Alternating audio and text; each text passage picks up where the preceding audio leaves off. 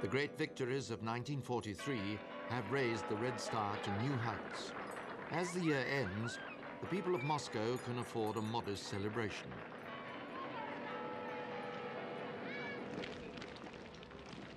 But for many others, Soviet citizens and their neighbors, still suffering under a brutal German occupation,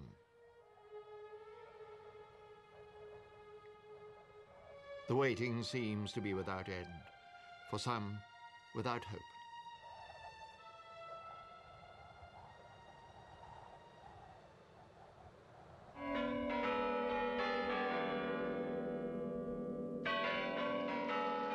In Moscow, Joseph Stalin underlines his power with the peasant cruelty he most enjoys.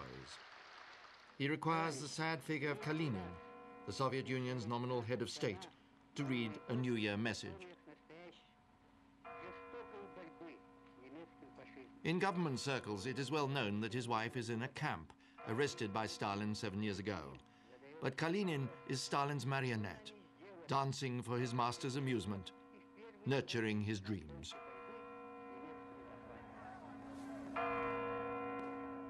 But as the bell tolls the momentous new year of 1944, the Red Army is already giving substance to those dreams.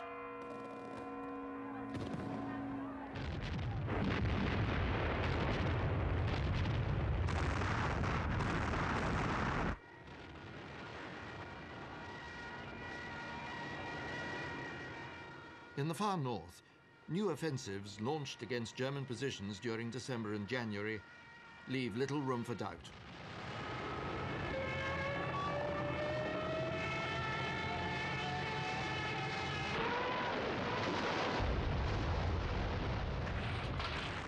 The Red Army has the measure of the Wehrmacht, and as they battle to rescue towns and villages from occupation, their objective is Leningrad, besieged for nearly 900 days through 3 bleak winters.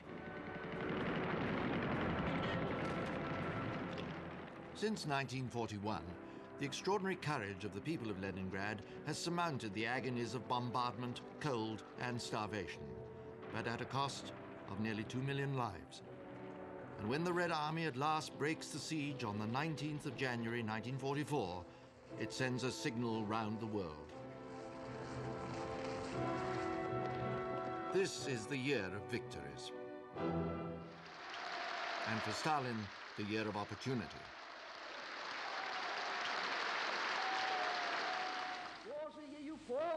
With God's aid, our sacred Russian army has driven the fascist German army from our holy motherland.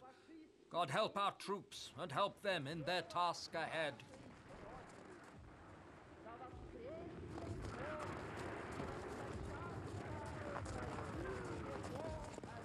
Confidence, patriotism, grim determination now combine to galvanize the Soviet people for a final effort. In the cities where something like normal life returns as the threat of German air raids recedes, the rail stations hum with the throng of refugees going home.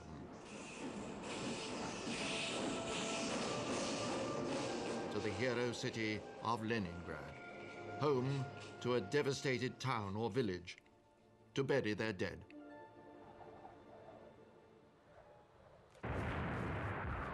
Yet even as the Red Army pushes forward the line of liberation, striking towards the Baltic states in the north, retaking Zhytomyr in the Ukraine, and encircling 6 German divisions at Korsun, the cause millions believe they are fighting for is being betrayed from within.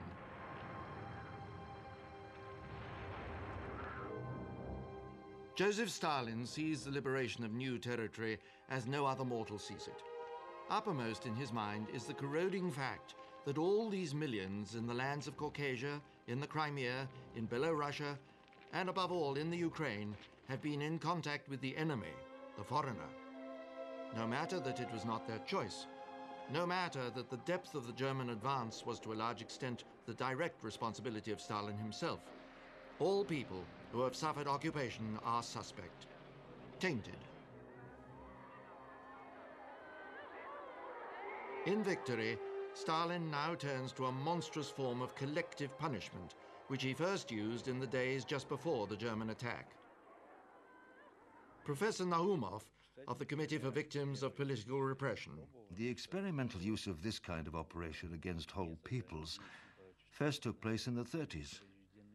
Back in the 30s, the western frontiers were shifting all the time. So were some of the eastern ones, mind you. But anyway, in the 30s, a Polish operation was carried out. Tens of thousands of Poles from the border regions were forcibly resettled in the Irkutsk region. And all the Koreans who had lived inside the far eastern frontiers were transported to Kazakhstan and Uzbekistan. In 1940 to 41, they deported tens of thousands of people from the Baltic states. Now Stalin turns his attention to the northern Caucasus, the home of people like the Ingushi, the Balkars and the Chechens.